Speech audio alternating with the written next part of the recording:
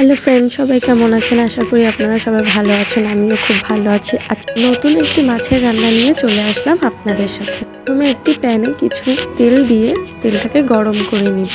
তবে তেলটা গরম না হলে মাছগুলো উঠবে না। তো মাছগুলো গরম তেলে দিয়ে দিব। এবার আমরা কিছুক্ষণ অপেক্ষা করব মাছগুলো লাল হওয়ায়। মাছগুলো লাল হয়ে গেলে মাছগুলো উল্টিয়ে নেব যেন অন্য পাশটাও ভাজা হয়ে যায়। উল্টানোর সময় একটু সাবধানে উল্টাতে হবে যেন মাছগুলো ভেঙে না যায়। 90% মাছগুলো ভাজতে হবে যেন একেবারেই ভাজা হয়ে যায়। মাছ রান্না করাটা একটু অন্যরকম, যেটা মাছ ভাজার উপর ডিপেন্ড করবে কতটা স্বাদ হবে। তো আমার মাছ ভাজা হয়ে গেছে, আমি একটু একটু করে নামিয়ে নিব। খুব সাবধানের সাথে নামাবো কারণ মাছগুলো ভেঙে না যায়।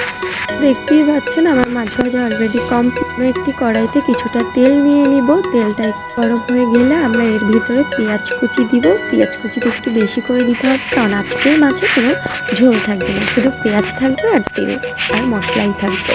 পেঁয়াজগুলোকে সুন্দর করে ভেজে ঠিক এভাবে ব্রাউন কালার করে এর ভিতরে জিরা বাটা, ধনিয়া বাটা দিয়ে দিব। এরপর যা করবো, এটাকে আমরা একটু নেড়ে চেড়ে নিব। বাটা ধনিয়া বাটাগুলো পেঁয়াজের সাথে সুন্দরভাবে মিক্স করে নিব। মশলাগুলো মিক্স হয়ে গেলে এটাকে আমরা সুন্দরভাবে ভেজে নিব আরেকটু সময়। তারপর সামান্য জল দিয়ে এটাকে ভালোভাবে মিশিয়ে আর এর ভিতরে হলুদের গুঁড়ো, মরিচের গুঁড়ো, লবণ, আপনাদের স্বাদ মতো আপনারা যতটুকু ঝাল খেতে পছন্দ করেন ঠিক ততটুকুই ঝাল দিবেন। তারপর সুন্দরভাবে এটাকে মিক্স করবেন আবারও সেই মশলার সাথে। মিক্স হয়ে গেলে সুন্দরভাবে নেড়ে চেড়ে আমরা অপেক্ষা করবো মশলার তেলটা যেন উপরে উঠে যায়। যেহেতু আমার মশলার তেল উপরে উঠে গেছে, এবার আমরা এর ভিতরে আরেকটু জল দিয়ে আরেকটু সুন্দরভাবে কষিয়ে নিব। অন্য লাড়াচাড়া করে আমরা এটার ভিতরে যে মাছগুলো ভেজে রেখেছিলাম আগে থেকে মাছগুলো দিয়ে দিব। মাছগুলো দেওয়া হয়ে গেলেই আমরা এই পিট করে একটু উল্টে দিব। এরপর আমরা অপেক্ষা করবো যে মাছটা আগে যে জলগুলো দিয়েছিলাম সেই জলগুলো যেন শুকিয়ে যায় আর উপরে তেলটা যেন ভেসে ওঠে।